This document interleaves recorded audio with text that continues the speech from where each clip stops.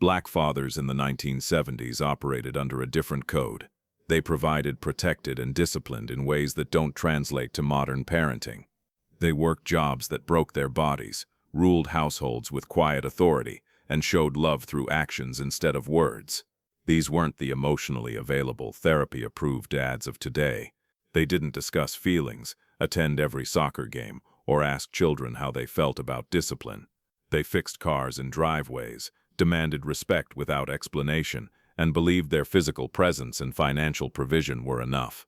Some of what they did built strong families. Some created distance that lasted generations, and some practices died with that era for good reason, because being physically present while emotionally absent left wounds that words could never heal. But understanding what Black fathers did in the 70s means understanding men who survived Jim Crow, who fought in wars they didn't choose, who worked in factories that didn't value them, and who raised children in a world that saw those children as threats.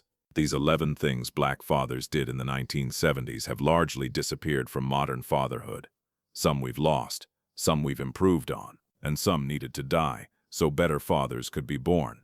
1 point, worked one job for 30 years.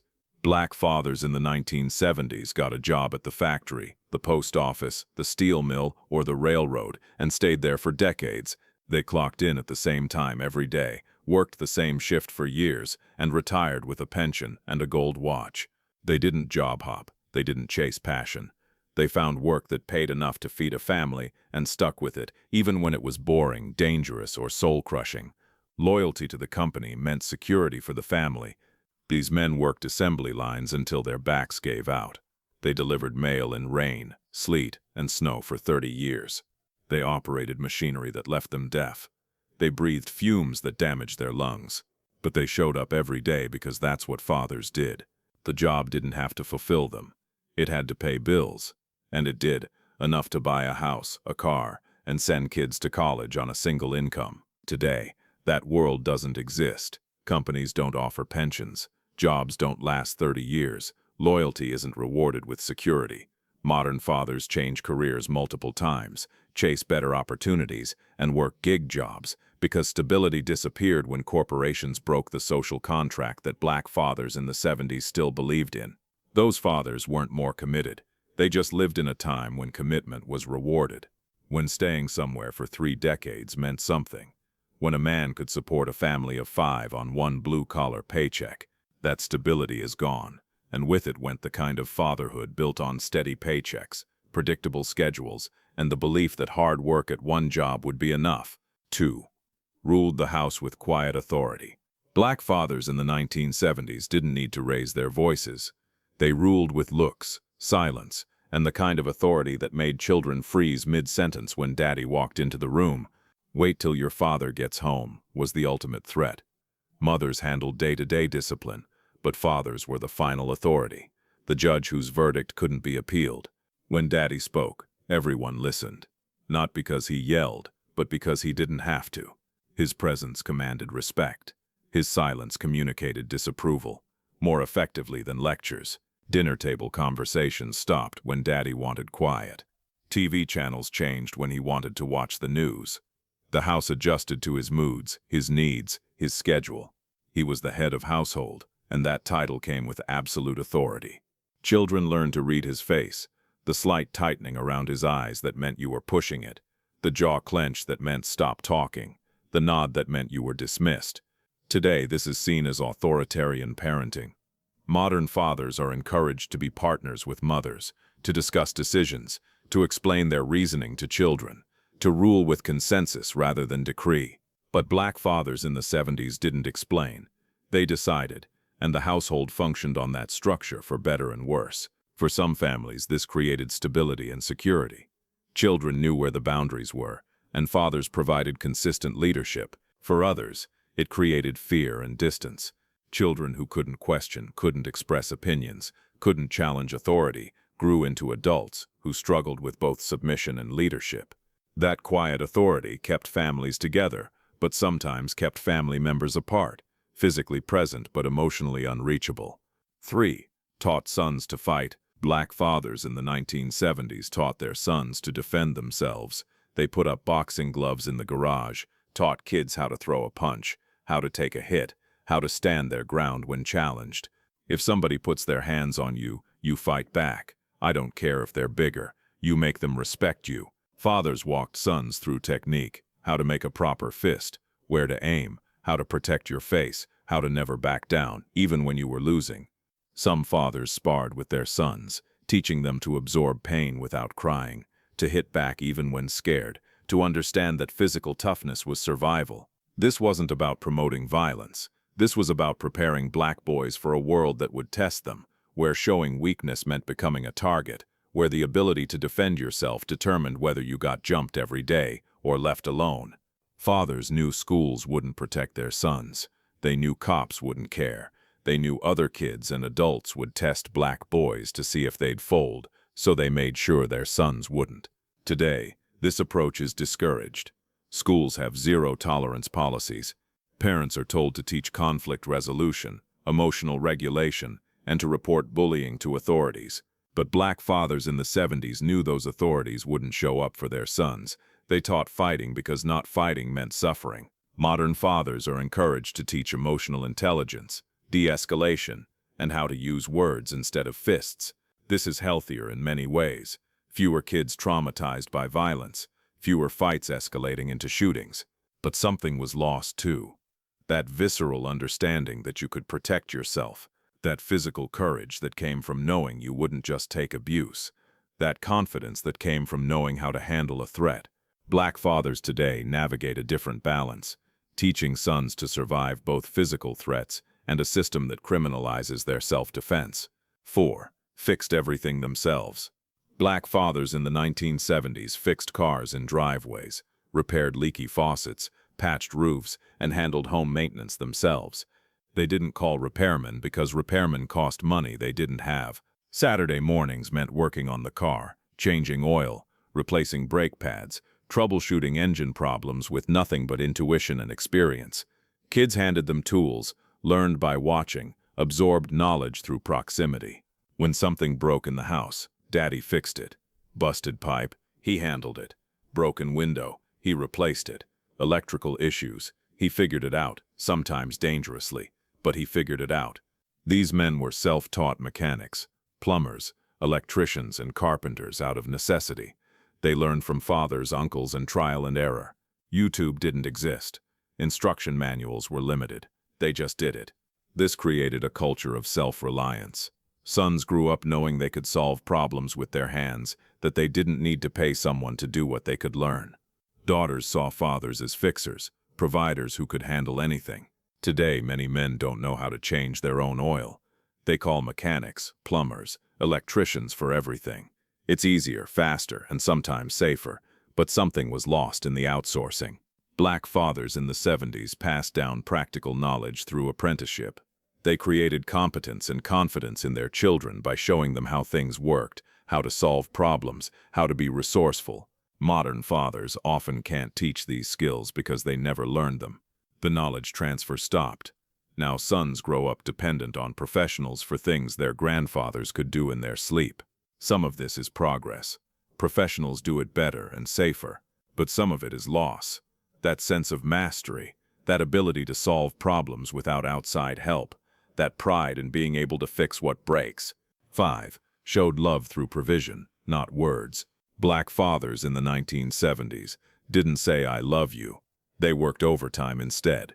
They paid bills on time, kept food in the fridge, made sure the heat stayed on in winter. That was love, tangible, measurable, undeniable.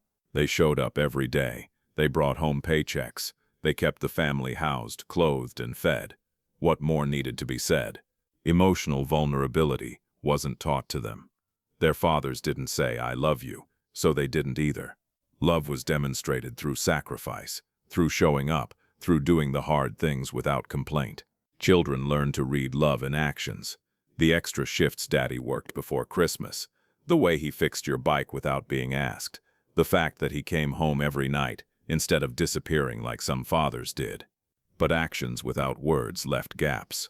Kids knew they were provided for, but didn't always know they were loved. The emotional distance created by silence lasted generations. Sons who became fathers, who also couldn't say the words, daughters who chose men like their fathers and couldn't understand why they felt unloved despite being provided for. Today, fathers are encouraged to verbalize feelings, to tell children they love them, to create emotional intimacy alongside physical presence. This is healthier.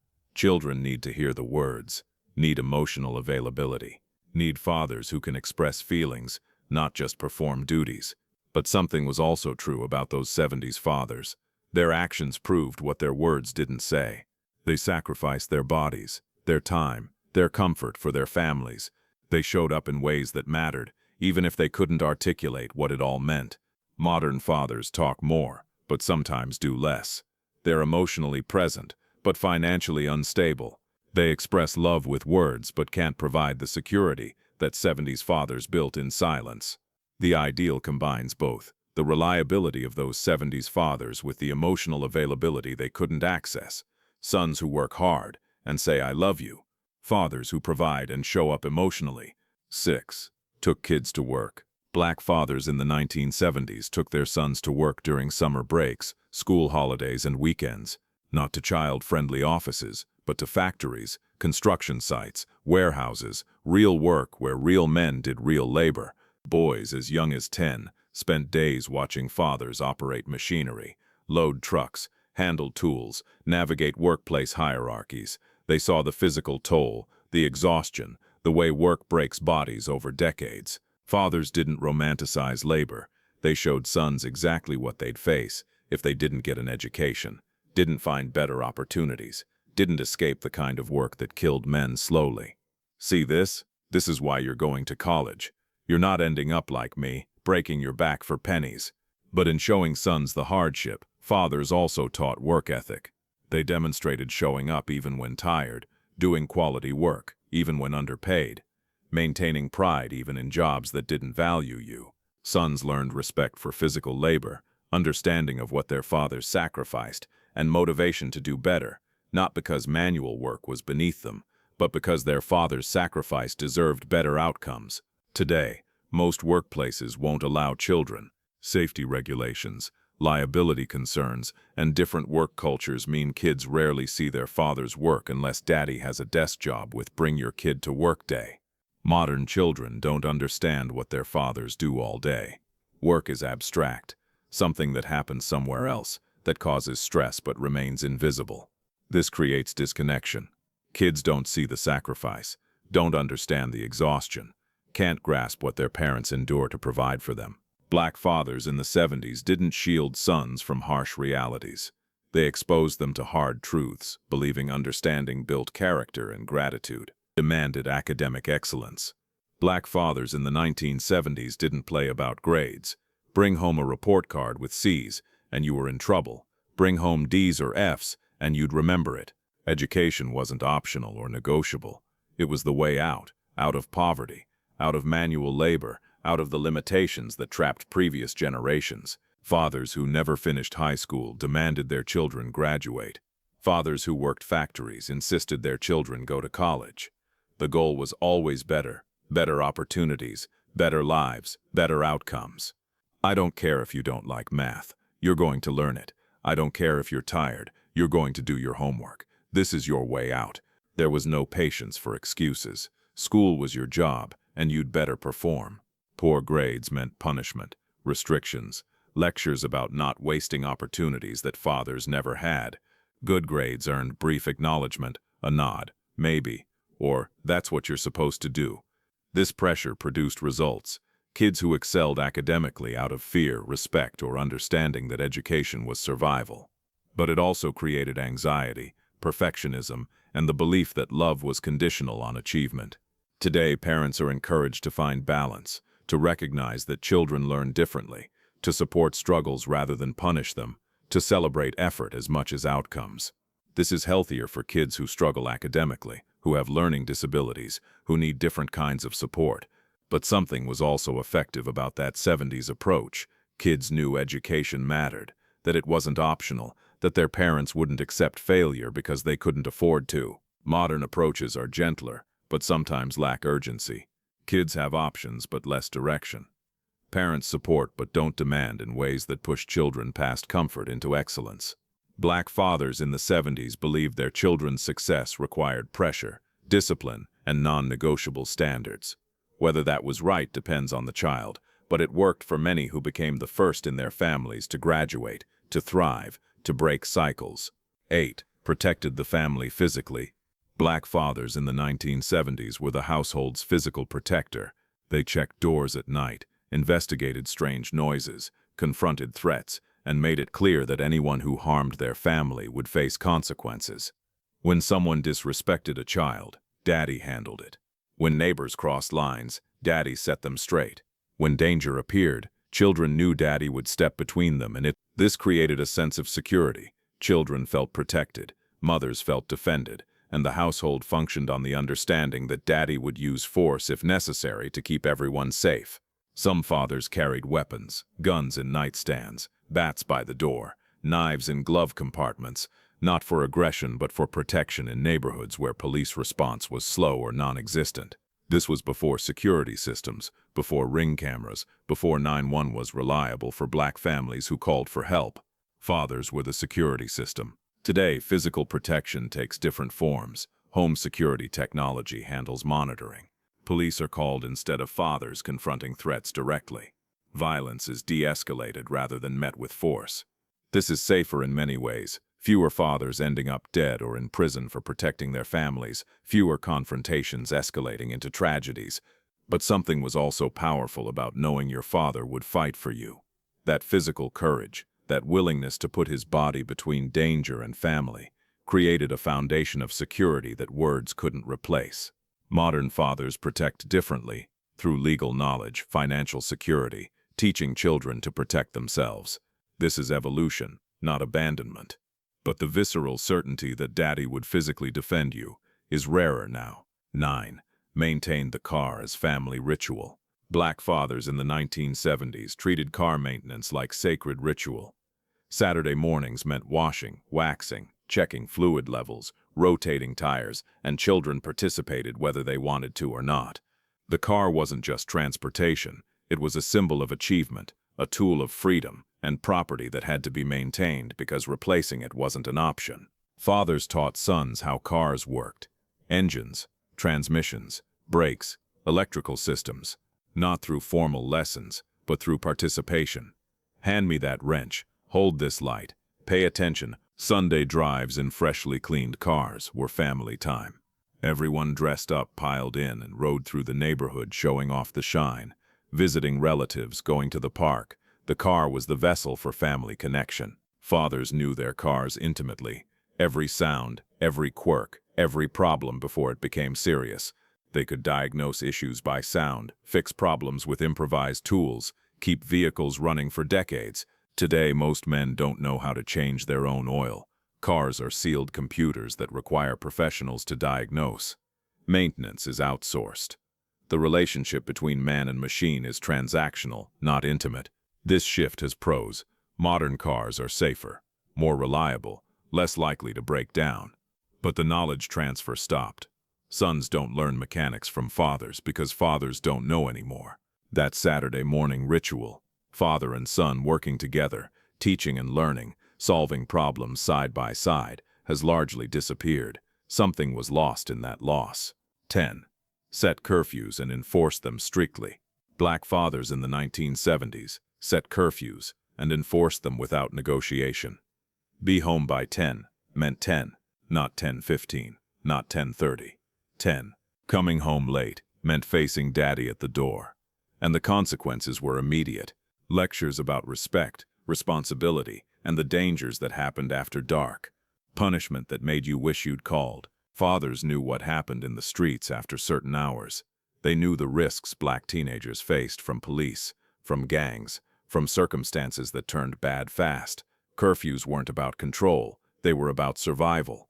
Nothing good happens after midnight wasn't a saying. It was truth backed by experience and enforced with authority. Children tested boundaries once, maybe twice, then learned. The punishment wasn't worth the freedom. And besides, Daddy didn't make empty threats. Today, curfews are negotiable. Teenagers have phones so parents can track them. There's more trust, more communication, more flexibility based on circumstances. This is healthier in many ways. Kids learn responsibility through trust rather than fear. Parents can verify safety without rigid rules. Families communicate instead of dictate. But something was also clear about those 70s curfews. Children knew the rules, knew the consequences, and knew their fathers meant what they said. There was structure, boundaries, and the security that came from non-negotiable expectations. Modern parenting is more flexible but sometimes lacks clarity. Kids have freedom but less structure. Parents are friends but sometimes not authorities. 11. Taught financial responsibility harshly. Black fathers in the 1970s taught money lessons through experience, not explanation. Want something? Work for it. Break something? Pay to replace it. Waste money? Learn from being broke. When kids asked for money, fathers asked what they needed it for, evaluated whether it was necessary, and either provided it or made kids earn it. Nothing was free, even from family. Allowances were tied to chores and performance. You want to eat? That's free. You want spending money? Mow the lawn, wash the car, earn it. This created strong work ethics, but sometimes created transactional relationships where love felt tied to performance and worthiness was measured by productivity. Fathers taught by example, working hard, saving money, paying bills before buying wants, making sacrifices so children could have what they needed, if not always what they wanted. But they rarely explained the reasoning. Kids learned through observation and experience rather than financial literacy conversations. Today, parents are encouraged to teach money management explicitly, how budgets work, why saving matters, how credit functions. This creates financially literate children who understand systems rather than just following rules. But something was also effective about earning money the hard way, that understanding that nothing came free, that work preceded reward, that money represented effort and had to be respected. Modern kids sometimes get allowances without chores, money without effort, and grow up entitled because consequences weren't attached to lessons. Conclusion: these 11 things Black fathers did in the 1970s tell a story of men navigating impossible circumstances. They provided without complaint, protected without hesitation, and ruled without explanation because that's what their fathers taught them and their world demanded. Were they perfect? No. They were emotionally distant, sometimes harsh, often unavailable in ways that created wounds their children carried into adulthood. The strong, silent provider model built families, but sometimes broke individuals who needed more than physical presence. But they were also men who showed up every day, who worked jobs that destroyed their bodies so their children wouldn't have to, who enforced discipline, not from cruelty, but from knowing what the world would do to unprepared Black children, who taught through action because words weren't their language, but sacrifice was. Modern fathers have evolved more emotionally available, more hands-on with childcare, more balanced in how they show love. This is progress. Children deserve fathers who can express feelings, who share domestic duties, who parent as partners instead of rulers. But something was also lost, that ironclad work ethic, that practical competence, that ability to fix anything with bare hands and determination, that quiet authority that created structure even when it created distance. The best modern fathers combine both, the reliability of 70s fathers with the emotional availability they couldn't access. Men who provide and nurture, who discipline and explain, who lead and listen. Black fathers in the 70s did what they knew how to do. They weren't perfect, but they were present. They weren't soft, but they were steady. They didn't say "I love you," but they proved it every day by showing up, providing, protecting, and preparing their children for a world that wouldn't be gentle. Their sons became fathers who could do both. Work hard and say the words, provide and be present, discipline and explain. That's evolution. That's honoring what those 70s fathers did right, while correcting what they got wrong. And that's the legacy worth building. Fathers who combine the strength of the past with the wisdom of the present.